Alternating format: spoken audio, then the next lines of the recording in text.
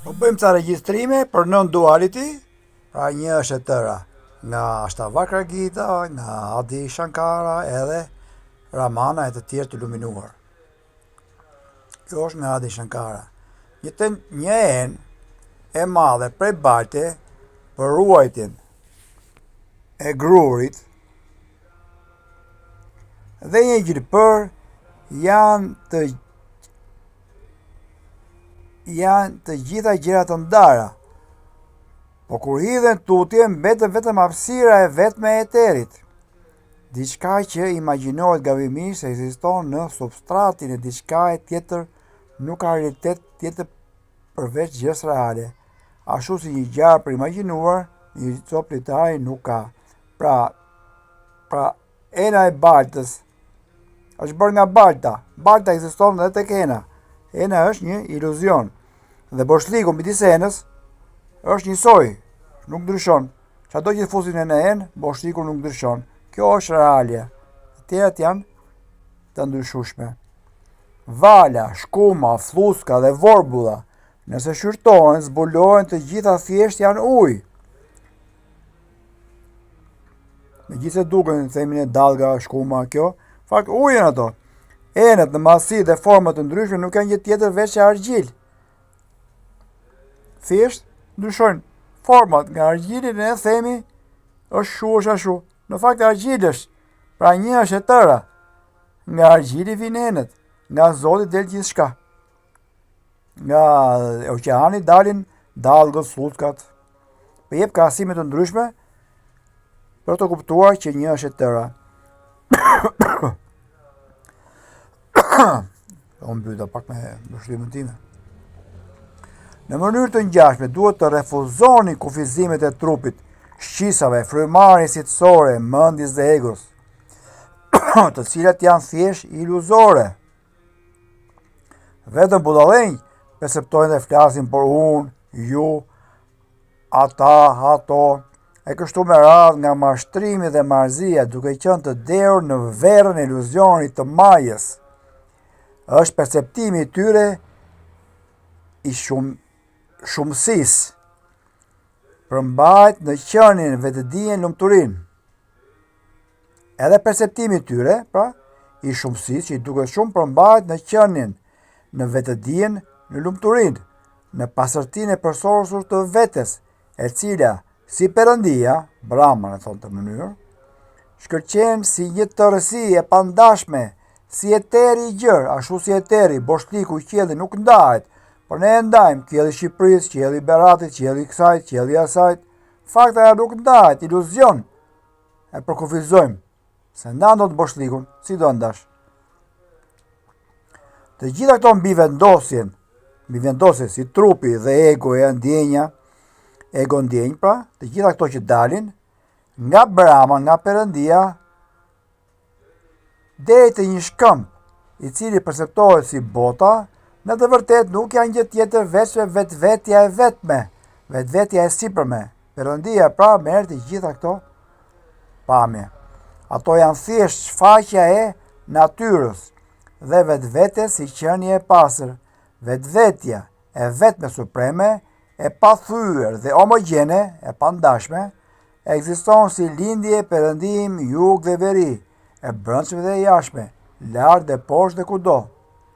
Ai vetë është Brahma, krijuesi, pra vetë Zoti krijon, vetë Zoti është Vishnu, ai që e mban botën, dhe vetë Zoti është Shiva dhe Hinda dhe perënditë e tjera. Dhe njerëz dhe gjithçka. Edhe virusi, vetë Perëndia është, se zhduk do Zoti që krijohet ajo. E çfarë tjetër ka këtu për të thënë? Çdo gjë që nga shfaqja e tërëfisë e Zotit personal, qenies individuale dhe botës deri te atomi më i vogël është thjesht një formë e Perëndisë, Brahmanit. Për të hequr mbivendosjen e mithjas të reme, shkrimet e shenjtë deklarojnë se nuk ka as pak dualitet. Nuk ka dy. Perëndia është një, pa të dytë. Prandaj ti vetë je Brahman, jo dual, i panjoll si eteri, pa të brendshme ose të jashtme, pa atribute i pandryshueshëm, i përjetshëm, pa dimensione ose pjesë. Çfarë ka tjetër këtu për të ditur? Shkrimet e shenjtë deklarojnë, për sa kohë që individi e konsideron ku formën e trupit të tij si unë, ai është i papastër dhe i nënshtruar ndaj sëmundjeve të ndryshme, siç janë lindja, vdekja dhe sëmundjet. Hiqni të gjithë lidhjet objektive të mbivendosur mbi vetveten, mbi shpirtin, pra mbi supremen. Nga iluzioni dhe njihni veten si Shiva, të pastër dhe të pandryshueshëm. Atëherë ju do të shqiroheni, Brahman, i cili është pa veprim dhe është përsosmëri e padashme. Të ndriçuarit që kanë arritur njohuri supreme shkëlqejnë si qenie vetëdije, lumturie, si perëndia, homogjene një e tëra, duke hequr dorë plotësisht nga relativi objektiv. Prandaj dhe ju refuzoni trupin tuaj të trash dhe të papastër, dhe trupin delikat, që lëkundet si era, dhe të ndjenjën e unit që është në të, dhe konsideroni veten si qenie vetëdije, lumturie, Sat Chitananda, siç është deklaruar nga Vedanta, dhe kështu mbeteni përgjithmonë si vetë Perëndia, Brahman. Shri Adi Shankara, ky fragment është marrë nga Vivekachudamani, përkthimi nga Ramana Maharishi. Vazhdojmë. Vetëdia vëzhguese vetëdijes. Mrekullia më e madhe është të jesh i vetëdijshëm për të qenë i vetëdijshëm. Pra, ti je i vetëdijshëm që je i vetëdijshëm. Adi Shanti, fundi botës suaj. Tu mbaron ajo ideja e asaj që ne shohim. Pra, ne jemi vetëdia vetëdijes. Ky vëzhgim i thjesht por i thellë është vetë zemra e zgjimit, jo një metodë, por një realizim. Çdo mësues i madh i jo dualitetit, që nga Ramana te Nisargadatta, nga Adi Shanti, Hadya Shanti, te Shankara, tregon për të njëjtën kthesë të eshtur, larg zhurmës së mendjes dhe drejtburimit të gjithë të parit. Jo përmbajtja e vetëdijes, por vetëdia. Pra, vetëdia është ajo që mban gjithçka, jo ato që mban, ajo që mban. Ku përshoni kështu nuk ka asgjë për të bërë, asnjë rrugë për të ecur, asnjë ego për të rregulluar. Ju nuk po vëzhgoni diçka, ju thjesht po jeni vëzhguesi ajo që mban ato. Kjo nuk është një teknikë për të zotruar, por një njohje për të thelluar. Mendja mund të hendet, por vetëdia nuk e bën kurrë. Kthehuni butësisht dhe sinqerisht te vënia e vërejtjes, shikimi të parit, kaq është. Kjo është dera dhe është gjithmonë e hapur për të gjithë.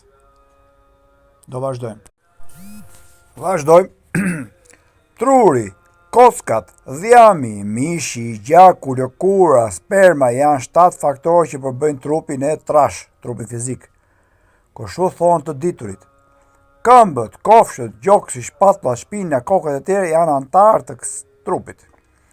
Njerëzit e konsiderojnë atë si unë, sikur janë ato ky trupi, për shkak të lidhjes së mendjes me të. Është tërheqja kryesore për të gjithë dhe më e dukshmja kjo. Është e përbërë nga eteri, ajri, zjarri, uji dhe toka, të cilat si esenca delikate formojnë objektet e shisave dhe grupeve prej 5 si tinguj, prekja, shikimi, shija dhe nuhatja. Pra këto s'kan lidhje fare me neve. Këto janë krijuar nga natyra, nga elementet e natyrës, pra janë 5 mahabutës. Eteri 1, ajri 2, zjarri, uji, kemi thënë toka e të tjera. Edhe Ayurveda kështu e përbën trupin, prandaj ca trupa janë më të trash, si thush, kapa, ca janë më të zjarrt, agni, pita, edhe ca janë më të lehtë e tjera. Egoja, duke qenë e përqendruar në kënaqësi, konsideron këto si mjete kënaqësie. Personat budallënj dhe ignorant janë të lidhur të ndjejnë objekte nga litari i dëshirës, nga lidhja që kanë me dëshirën, të tërhequr sipas fuqisë së kampës së tyre që i çon lart e poshtë dhe i bën të enden në ankth.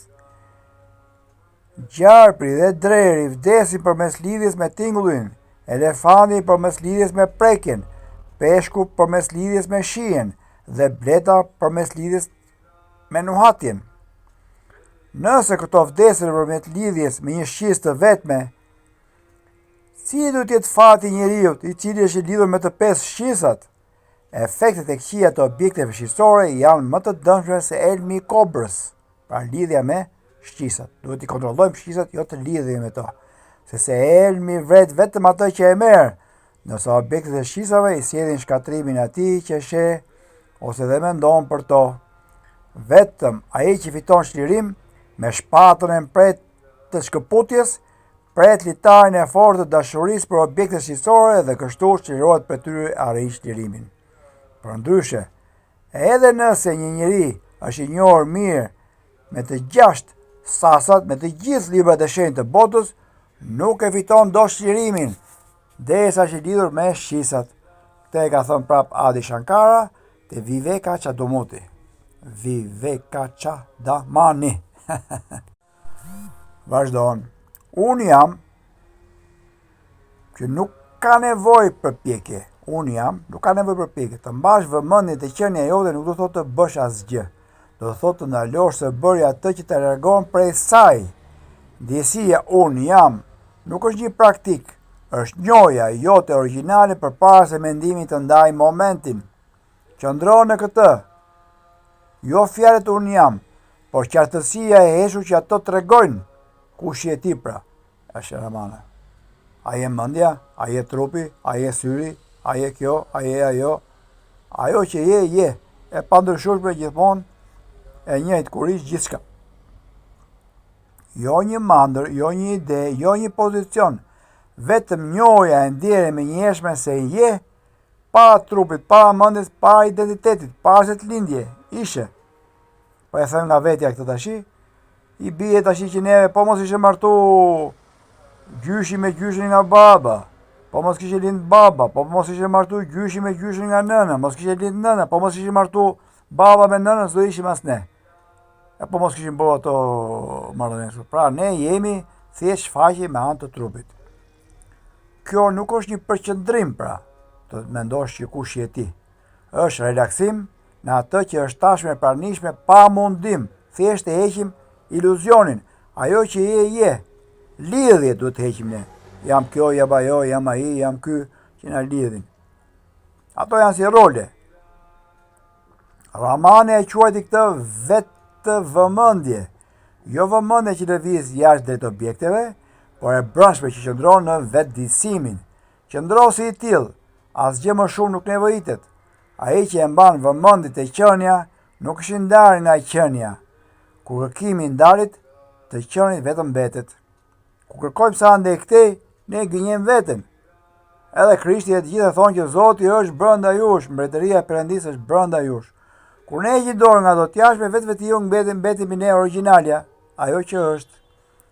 Asnjë vizualizim, asnjë kontroll, vetëm të vëresh atë që është këtu pa përpjekje. Heshtja të qenit i vetëdijshëm se je i vetëdijshëm. Pra ti heshtja të qenit i vetëdijshëm se je i vetëdijshëm.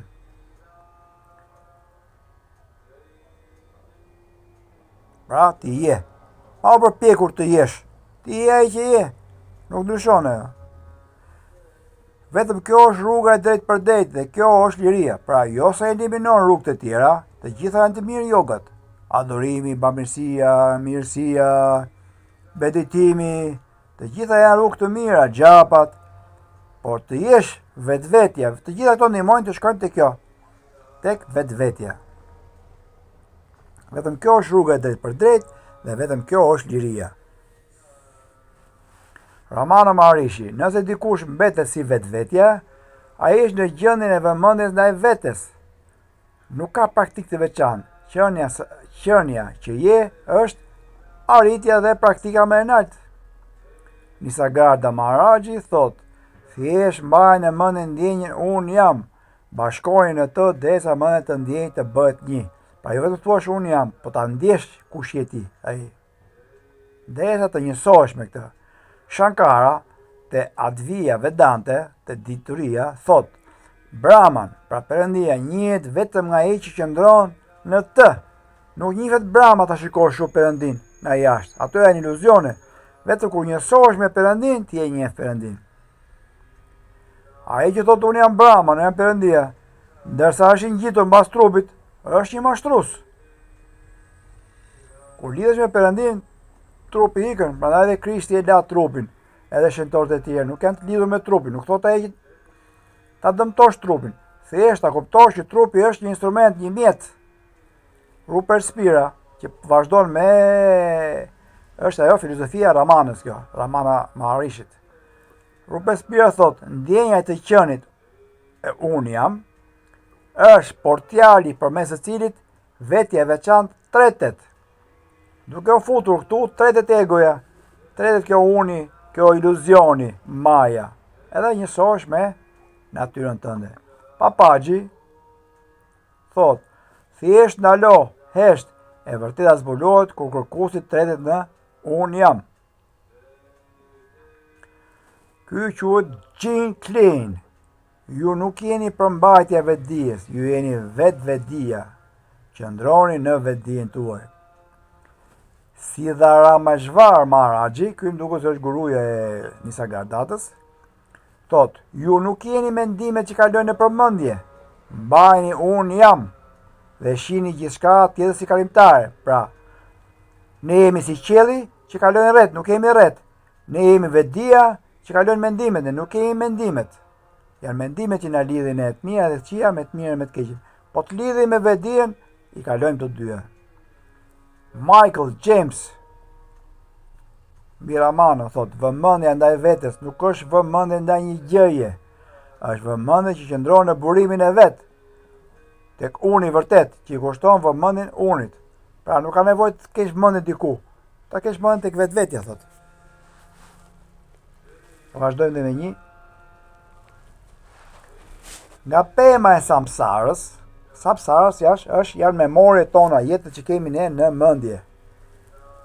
Ignoranca është fara, pra kemi ne fara në mendje, dhe ne duke u shyrë të fara, bëhet pema prap fruta, ne prap fara dhe vazhdojmë me samsarën. Ignoranca është fara, identifikimi me trupin është filizi, lidhja me gjethet e tij të buta, puna e tij, trungu e të tjera, forca jetësore, dega e tij, e tregon pra këtë farën se si nga një farë deri gjithë kjo pemë me gjithë lidhje që kemi ne. Kurse shpirti individual është zorgu mbi të. Kjo skllavëri e jo vetvetes, pra ne nuk kemi kjo mendimi fara, buron nga ignoranca, është vetë shkaktuar dhe përshkruar si pa fillim dhe pa fund. Pra është pa fillim dhe pa fund kjo ignoranca jonë, pra kjo fara, gabimi jonë që mendojmë që jemi trupi dhe vazhdojmë lidhje me atë pa fund. Ajo e nënshtron dikën në lidhjen me mjerimin si lindja, vdekja, sëmundja dhe plakja. Se trupit ka fillim, ka dhe mbarim. Është lidhja me këtë që na bën të kalojmë sikur jemi ne. Kjo skllavëri nuk mund të shkatërrohet as nga armët, as nga era, as nga zjarri, as nga miliona veprime. Nga asgjë tjetër përveç shpatës së mrekullueshme të dijes, që vjen nga dallimi e mprehur nga hiri i Zotit. Vetëm kur ta jep hirin Zoti, e kupton që këto janë iluzione, kjo uni që kujtojnim ne. Janë role. Realia nuk ka lidhje me këto. Ai që është i përshkushtuar me pasion në autoritetet e shrutis, fiton qëndrueshmëri në zvadharmana, e cilja vetëm kontribon në pastërtinë e mendjes së tij. Njeriu me mendje të pastër e realizon vetveten supreme dhe vetëm nga kjo samsara berënj në sa shkatërrohet. Pra, duke u dedikuar diturisë shpirtërore, njeriu pastron mendjen dhe mendja e pastër e kupton që nuk je kjo iluzioni, dëshirat e tjera, po je vetvetja, je shpirti, je përjetësia. I mbuluar nga pesë mbështjesit ai material, pra shpirti vetdia që jemi ne është mbështjet nga 5 këllëfa, 5 trupa. Ai material, pjesa tjetër që janë produkte të fuqisë së tij, pra është trupi astral, trupi energjik, trupi vital, trupi intelektual, të gjithë këto 5 trupa e kanë mbështjet të vetveten, e cila tash nuk shfaqet dot. Ashtu si uji një rezervuari nga grumbullimi i barit, rezervuari po të ketë ujë, Po bari e ka mbytur atë, edhe nuk duket fare ujti. Kur heqim barin, uji përsosur i pasur, që qetëson dhimbin e hetjes, dhe jep gëzim të menjëshëm, shfaqet i papenguar para njeriut. Pra, kur heqim të ignorancën, lidhjet që kemi, shfaqet Perëndia te ne, edhe me lumturinë e tij të pakufizueshme. Kur të 5 mbështjesit janë eliminuar, vetvetja e njeriut shfaqet e pastër, është thelbi i lumturisë së përjetshme dhe të pastër, banuese supreme dhe vetë shkëlqyese. Nuk ka nevojë për dritë, shpirti shkëlqen vetë. Për të hequr skllavërinë e tij, njeriu i mençur duhet të bëjë dallim midis vetvetes dhe jo vetvetes. Vetëm me këtë ai arrin të njohë vetveten e tij si ekzistencë të ri lumturi absolute dhe bëhet i lumtur. Me të vërtet është i lirë ai që bën dallimin midis të gjitha objekteve shqyrtësore, pra ai që dallon shqisat nga vetja, nga realja, ky quhet i ditur, i palidhur me këto. Ashtu si dikush ndan një kërcell bari nga mbështjesi i tij, dhe duke bashkuar gjithçka në të, mbetet që gjen identitetin në atë. Edhe kjo është marrë nga Adi Shankara, nga Viveka Chadumani.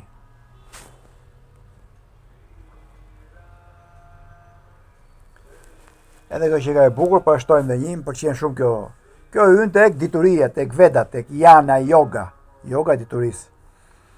Përulësia e brahmave quhen udhëheqës shpirtëror, e cila për shkak të realizimit të identitetit të tyre me vetveten, pra kjo lloj përulësie nuk vjen nga Afrika, po vjen për shkak se ato kanë realizuar vetveten, Perëndin. Është një përulësi e natyrshme, pasi ka realizuar brahmanin, i cili është nga natyra paqe e plot, njeri i mençur arrin paqen, e cila është karakteristika e brahmanit. Pra, kur njeriu arrin paqen, ka arritur dhe Perëndin. Se paqja është Perëndia. Kjo do të thotë që ai bëhet identik me brahmanin. 4.46, nuk e di ku është marrë kjo, 4.86. Kjo do më thënie, do më thonë realizimi i brahmanit, i Perëndis, po themi ne, është përulësia e natyrshme për ta që kanë arritur brahman. Qetësia e tyre e mendjes deklarohet gjithashtu si spontane nga njerëzimi i dallimit. Ata thuajse kanë arritur gjendjen e kontrollit të shqisave, jo përmes ndonjë metode artificiale, pasi u vjen mjaft e natyrshme. Ai që në këtë mënyrë realizon brahmanin, i cili është paqe e plot, vetë bëhet i qetë dhe paqësor, pra kur realizon Zotin vetvetiu të poshton paqja. Shankara Vashja, komenti i Shankaras, përulësia e këtyre, pra, po themi atyre që kanë arritur Perëndin, e cila për shkak të realizimit të identitetit të tyre me vetveten, është mjaft e natyrshme. Kjo është domethënë e vërtetë e përulësisë së tij. Qetësia e mendjes që gëzojnë njohësit e Perëndis është gjithashtu natyrale dhe nuk shkaktohet në një metafizikë. Pra këta e kanë thënë shumë veta, po shumë të iluminuar e mbështesin këtë, që kur arrin Perëndin bëhet shumë i qetë, shumë i dashur, shumë i lumtur. Edhe një emër tjetër këtu, Anandagiri Tika, ai që është vendosur në Perëndi, jo në dualizëm, nuk ka më dy, është gjithë paqe. Ai fiton natyrshëm dhe spontanisht të virtyte. Njeriu i mençur e kupton se ekziston vetëm Perëndia. Prandaj mendja e tij nuk vrapon mas objekteve të jashtme, thjesht se ato nuk ekzistojnë për të. Duke kuptuar Perëndin kudo, ai nuk tregon arrogancë. Paqja dhe qetësia janë mjaft të natyrshme për të. Metoda vedantike, varësisht nga dallimi, zbulon gjithçka si Perëndi. Prandaj për një të ditur, këto virtyte vijnë vetvetiu. Po bëjmë që përshim, vazhdojmë prapë. E mrekullueshme kjo dia e Perëndis. 25 minuta shkoj kjo.